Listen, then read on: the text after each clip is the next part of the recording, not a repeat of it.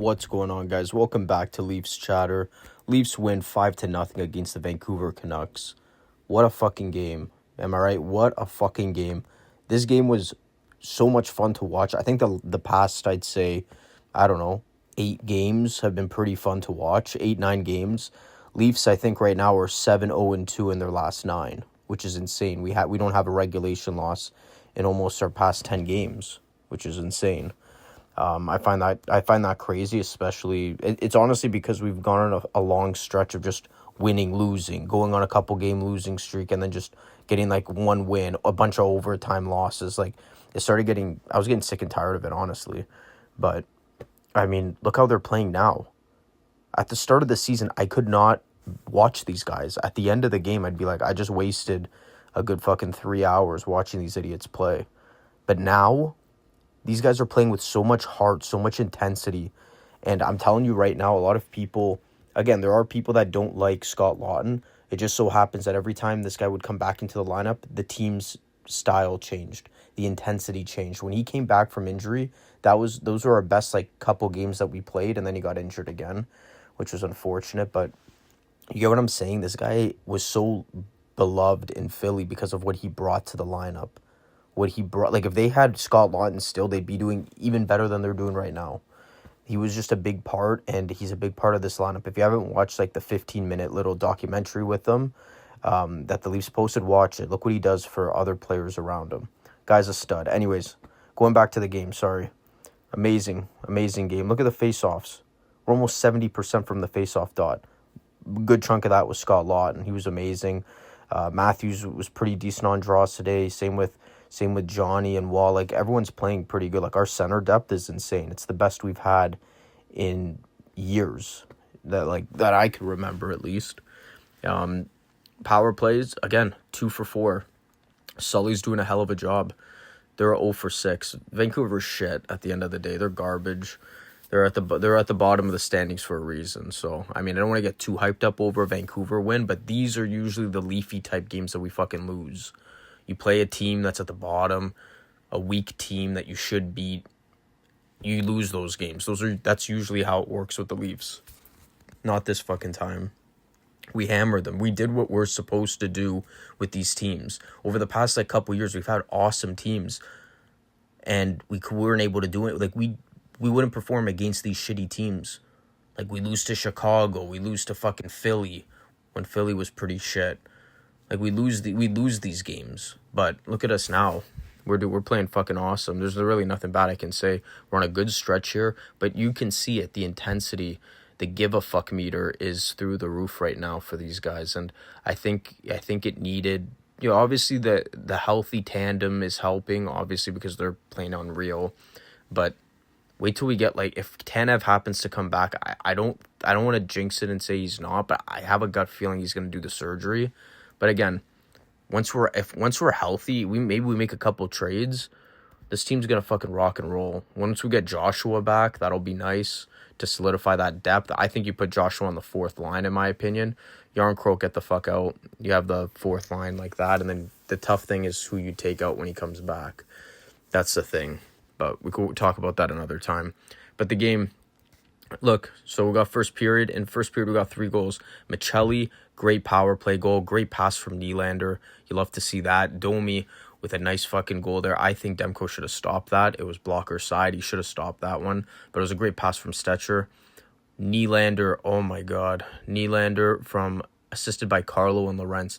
That pass from freaking Stevie was insane. It was crazy. It went over 2 players' sticks, 2 defensemen's sticks, right to Willie's tape. Beautiful. Willie did a nice forehand, backhand. It was gorgeous. Johnny T off a turnover, which is that you can't be making as a team. If the Leafs did that, it would have went ape shit. But Johnny T put one in there. That was good. He needed that. He needed that goal more than anybody. And then Robertson, kid deserved that fucking goal. He worked hard all goddamn night, and he had some chip to his game. Freaking awesome. He is starting to develop into a Craig Berube style player. He's not tall. He's not big. Same with Braden Shen. He's not tall. He's not that big, but he could stand. He could hold his own, and he's a chippy kid. That guy. Like, let me tell you, Robertson's got a little bit of sandpaper And I think he needed that because he's always getting scratched. He was playing bottom six roles. You have to change your style of play. So he's a goal scorer. He can enter the zone good. He's a pretty decent passer. But for a smaller guy, he's got a good amount of strength. Like you saw, remember that game against New Jersey? He knocked Dylan on his ass. That's like, Dylan's a big boy. I think he's been playing really good. And Domi had probably one of his best games I've ever seen this year. One of them. Had a great fight there. Beat the shit out of, who did he fight? Pedersen. Pedersen's like 6'5". Domi's like 5'10". That's insane. That's freaking insane. He pummeled him. And that got the boys going. And how about fucking Cowan? They should have let Cowan fight Höglander. I bet you would have beat the shit out of him. But that was crazy. That was amazing. Seeing him have that intensity, you love to see it. Who doesn't love to see that? It was beautiful. Who doesn't love to see that shit? He's good for the group. I think you need a young guy like that, like him and Michelli. Michelli's not really a physical type guy, but I think he can start developing into a different player, in my opinion. You're not saying you have to beat the crap out of guys. Just, hold your own when you're out there. Don't get pushed around. Cowan doesn't do that. He gets in there. Guy had to check his hockey fights. He got into a couple of scraps. He doesn't win every fight, but he can hold his own at some point. So everyone was so fired up when he did that. You'd love to see that shit. And how about fucking Brandon Carlo? Look at his stats here. He had 3 hits. Like, Carlo, I think because of the injury you saw, he was kind of like not getting into scrums, and his play was pretty shit at the start of the season. I think he needed that break, get all that gunk or whatever the hell he said was bothering him and where his metal plate is on his ankle. Now he looks freaking stellar. He's doing awesome. He was laying big hits. He almost ran Kampf out of fucking town, even though we already did that. But he almost destroyed him. And then, a little scrum starts up. Lawton gets in there. I'm telling you, Lawton is the heart of this fucking team. Without him in here, the team looks depleted. That guy is a big reason. And I know a lot of people don't like him because of what we had to give up. But why do you think we had to give up that much? Because Philly knew that that's the type of player that helps you win cups. It is. Like, if Philly had him on their team right now, they'd be doing a lot better. I'm not even saying they're doing bad. They're doing pretty good this year. But they'd be doing better than where they are now, for sure. The guy's a hell of a penalty killer. I can't say enough good things about him. But overall, though, great fucking game. I can't say really anything bad, other than we took some stupid penalties, but it is what it is. It is what it is. We won 5-0. Woll played insane. He played out of his freaking mind.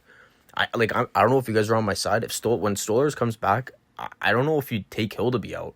You might have to not wave, but you might have to just dangle Stolarz and just see if anyone wants to take him. He's got trade value. He's got positive trade value for sure. Maybe Stolarz is that guy that you might have, even though you just signed him, maybe he's that guy you have to trade. He's locked in. A lot of people want a guy that, that has a contract, although I think he might have trade protection, to be honest, but, maybe that's a guy that you move. Hildeby's playing insane. Woll's playing nuts. Maybe that's a guy you move and you see what you can get back. They're saying we can get Luke Schenn for a fucking, I don't know, 5th round pick, 4th round pick, if that. You might be able to get him for fucking Yarncroke if you really wanted to, if you just wanted to dump him. I'd take Schenn in a heartbeat, just as an extra depth guy. So at least, God forbid someone else gets injured, you don't have to throw Myers in there. You could throw Schenn. You know what I mean? But the D's been playing solid. They're playing great all night. Carlo is helping the team, and I'm glad he's back to his normal form. Look at his stats. If you pull up his stats of when he was with Boston, he was getting 180 hits, 150 hits every season. And they started dropping down when he came to the Leafs, but I guess he had an injury and it was probably still lingering even when he was in Boston that year. But at the end of the day, it is what it is. The team's looking good right now. You are starting to see, this is the Craig Berube style hockey that Chiefs have been trying to embed in these guys for the first fucking 35 games of the season. And then they finally started getting it. They're starting to get better. And I think you're starting to see that. The games are more fun. There's scrums after whistles. The players are engaged. They're intense. That's what you want to see. And that's what a coach wants to see.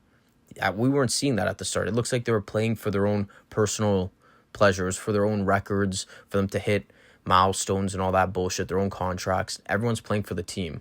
Scotty Lawton is it's a contract year for Scotty Lawton. He's a hell of a PK guy, but he doesn't care that he's not getting a shit ton of points. He's getting fourth line minutes. He doesn't give a shit. If you watch that little mini documentary they did with him, it was like 15, 20 minutes, Toronto posted. He wants to stay in Toronto. His wife, her family's here. His family's here. Her brother-in-law still lives here. Like a bunch of families still, like, I'd say all of his family's here. He said he didn't have much family in Philly. It was a lot of travel, right? So I feel like he stays for, you're gonna have to give him definitely a pay increase for sure, but maybe you sign him to a 4 or 5 year deal, give him some security, and then you toss a few mil his way, maybe he'll even take a little bit less. On the open market, I'll tell you right now, open market, there's a team that would sign Scotty Lawton for 4 mil. I think that at the start of the season, if we didn't have Scotty Lawton on our team, he didn't have an extra year yet. Open market, he was getting, with the ridiculous contracts that other players were getting, he was getting 4.5, 5 mil, no problem. Maybe even more than 5 million. And you don't believe me? Check his stats. Look at his fucking stats. That's what he would have gotten. Look what they were giving Trent Frederick and Andrew Mangiapane. They were giving them almost $14 million a year, and Trent Frederick is signed for 8 years. And he's garbage. You know what I mean? So I think he's a good player, and I think we should lock him up. You do not want to lose a guy like that. I'm telling you, if we lose him at the end of the season, our culture is going to change, and it's not going to be good. So I think we should lock him up while we can. But again, I don't want to start rambling on. I think the Leafs played a hell of a game. The games are way more fun to watch. I can't wait to see what they do against Colorado. This is going to be a good test. These are some tough teams coming up. But if we can get 2 wins next week, 2 out of the 3, because we're on the road, that'd be huge.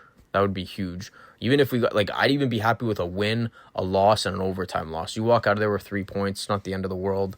It's tough. I mean, I'd kill for 3 wins, but I'm just trying to be realistic here. Colorado's a really good team. Look at them. Look at their stats. They're insane. They have friggin' 35, 36 wins or whatever they have. They're nuts. But anyways, that's all I really had to say for this one, though, guys. Thanks for tuning in. Please subscribe, comment. I'm really trying to grow the channel, so a sub goes a long way. And I have my TikTok, which is also Leafs Chatter, if you want to see just short versions of this. I also post the shorts to YouTube, so you don't necessarily have to, but I'll usually post to TikTok first, and then I'll post the YouTube videos later. But that's it for this one, though, guys. I'll see you guys tomorrow. I'll try and make tomorrow the game's at 10 p.m., so I'll probably end up doing it a little bit later.